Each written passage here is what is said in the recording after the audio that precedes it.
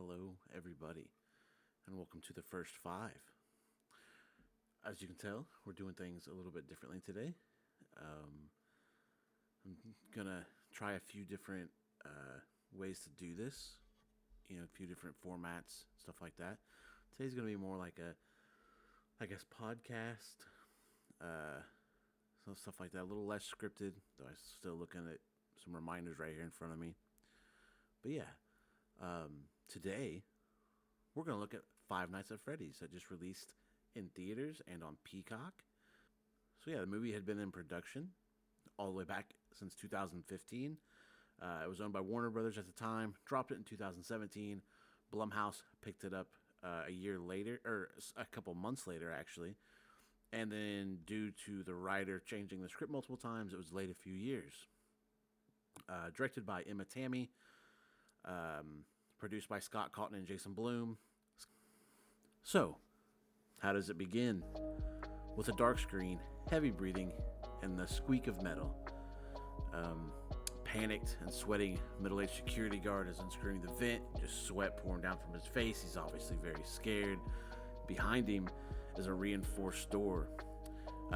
Or I should say, there's reinforcements in front of the door. Chair, filing cabinet, tables, it's all stacked up in front of it. Then a thunderous force hits the door, trying to break its way in. Kind of reminds me of when I brought the report card home, gave it to Mom. Hopefully Dad didn't see it. Dad did see it, and he's trying to make his way in to take all my electronics cords, because I got a couple D's, but that just wasn't acceptable. But yeah, he eventually gets the vent unscrewed, scurries his way through it, and then, luckily for him, on the other side, the vent is already unscrewed on that end, I guess. He makes his way into a supply room, kind of gets his bearings, and then promptly jump scares himself by running into the foot of a table. Thought that was kind of silly, but he gets into a hallway, checks around him, and then starts running through it just like a silly goober. But behind him, we see a silhouette, something flash against the wall.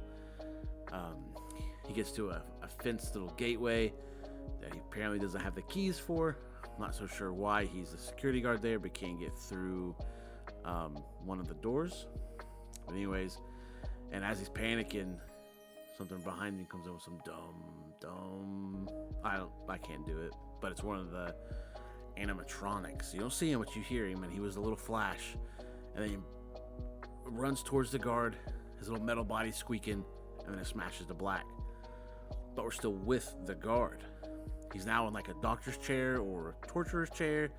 Some metal things come from like around his body, lock him into place, lock his hands into place. And then this mask with, I'm not sure what it is. I don't know if it's part of the game lore, I don't know. But it's got just a bunch of buzzsaws in it for whatever reason. Some just huge red eyes. And they're trying to force this mask onto the security guard. And he's panicking, but notices that one of the bolts on the hand guards comes loose. So he throws his weight around, it pops loose a little bit, and he's trying to grab it out of there like that. Doesn't work. And then the mask closes onto his face. And then we cut to another room, actually. It doesn't cut to black this time, it cuts to another room.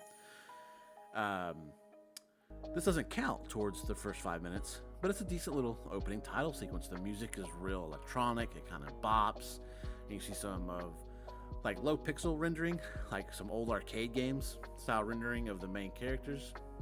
Or not the main characters, the main animatronics, I should say, of the Freddy Fazbear's Pizzeria, as well as some crayon drawn pictures of them, of several young children with a yellow bunny, which is most certainly not foreshadowing. When the titles end, we pick up with the worst sound in the world, my opinion. That's an alarm going off in the morning, or I guess alarm going off at all. But the morning, just hits different. Here we're introduced to our main character, Mike. Who knows? His last name was never actually said, though it is hinted towards in one scene later. And he seemingly has aspirations of Nebraska for some reason. You find out later, but not in the first 5. There's a little poster above him, Nebraska trees. He hops out of bed, quickly gets dressed, and what I love is one of the socks has the big toe is just gone. So his big toe's just sticking out, saying hello to everybody. I thought that was great. Makes his ways into a room where there's an empty bed. He's obviously looking for somebody though. And then you see a little fort on the side of the bed. And it is his younger sister, not his daughter, like they make it seem, or they don't really tell you, but it is his younger sister. And she just needs to get ready for school. She doesn't think so. Throws a bear at him, hits him right in the back of the head. It's fantastic. He leaves. Then we jump to the next scene, and the final scene, which is kind of like a half scene of the first 5 minutes. And it wraps up with him at his job. He's on like a little lunch table with one of his guard buddies. And they're talking about the Dream Theory book. And the guard actually has my favorite joke in the movie, because they're talking about how they can go back here, like in the dreams, he can go kind of back in time and look for details about stuff. And I guess the guard got rid of a sports card that ended up being worth like $1,000. He's like, I wish I could go visit myself in that dream and kick my own ass. I like that. It makes sense. Yeah, and that was the first 5 minutes of Five Nights at Freddy's.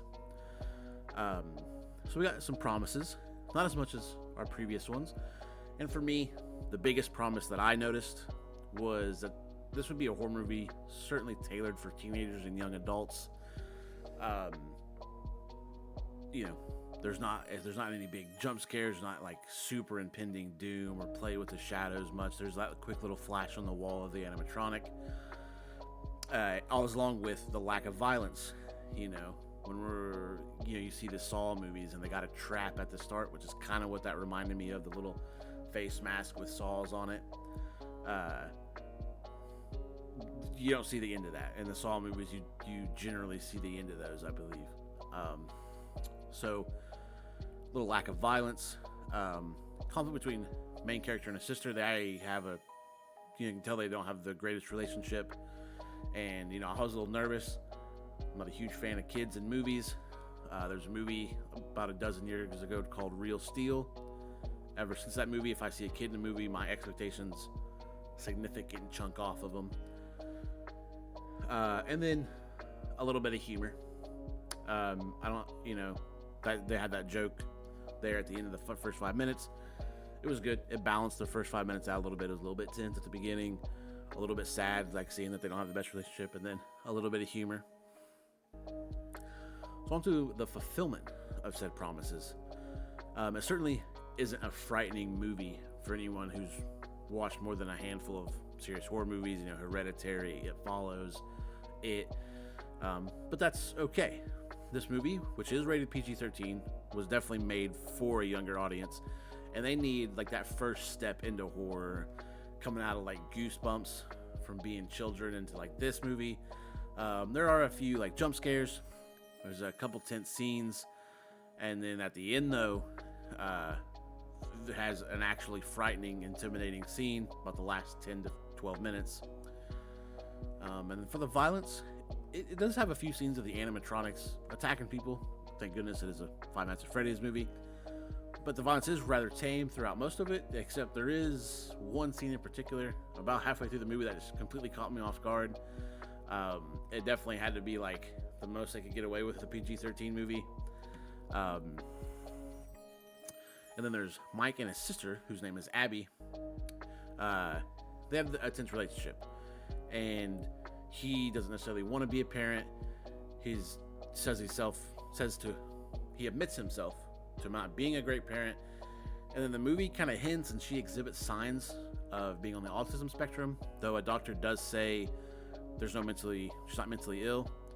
But the movie does kind of hint at that a little bit. And then, she talks to animals, or she talks to pretend animals and just things throughout the movie. But she does end up being a cute kid. I didn't hate her. I didn't love her, but she turned out being an alright movie kid.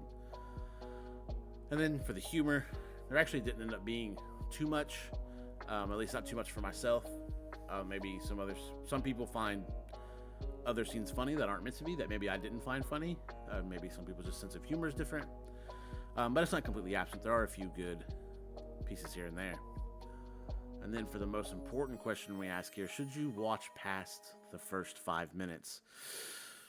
Maybe. Kind of. If you're a huge fan of the games and want a story that kind of replicates and duplicates that you kind of want the movie or the game story told in a movie format, you won't find it in this movie. I guess that's generally how they go for some reason. They shouldn't, because that's just kind of what the fans of the game usually want. I haven't played them myself, but my younger brother has, and he, for the first, I believe it was 4 or 5 games, he's a rather large fan of. That's when Scott Cawthon, who wrote and produced this, owned the license to the game, and then he sold it, and of course they made a bunch more. But he felt like the story ended after the 4th or 5th game. I can't remember which one it was. But he was let down by most choices made in the movie. And me, as a non-fan, I also was let down by most of the choices made in the movie. It wastes a lot of time on a subplot that just goes nowhere. Like, it's around the character, it's around to give the character some sort of purpose and drive to accomplish throughout the movie, and to give him a choice at the end, sort of thing. But its resolution at the end is to make him hate the big bad guy. But everybody already hates the big bad guy because by the time he figures this out, it's revealed about what he done, who he is, and everybody already hates him. So and it's just one of those. Of course, you could have removed this whole subplot, and it would have been the same movie. I feel could have done stuff with could have filled it with other stuff, like the animatronics being scary. Then there's the ant, who one more before I forget. That subplot forces the main character to sleep a lot. Mike, he just sleeps a ton in this movie. He wakes up, or the first shot of him is him sleeping, then the alarm goes off. He sleeps on his job. He sleeps at home. He just fucking sleeps everywhere. The next one is the aunt, who serves, or like his aunt, so Mike and Abby's aunt. She sort of serves as a secondary antagonist, and her motivations are just silly as fuck. And she comes off overly hateful to her nephew. He blames himself for something that did happen when he was a child that is referenced throughout the movie. You see some of it. I just don't want to spoil too much here. That's not the purpose. But I don't see too many adults holding that against him because he was so young. Like, there was nothing he honestly could have done except he could have saw the dude's face, I guess, but it wouldn't have done much. I don't know. It's a bit of a stretch for her to be such, just a little bit too mean to her nephew for my liking. It just came off as silly more than genuine. But with those negatives, we got some positives. 2 positives. 2 names. Matthew Lillard. We're Matthew Lillard fanboys around here. If you disagree, that's fine. But just please don't come around these parts again. So he's not in it a ton, unfortunately. But the few scenes he does have are amazing. I mean, it's Matthew Lillard. He delivers. That's what he does.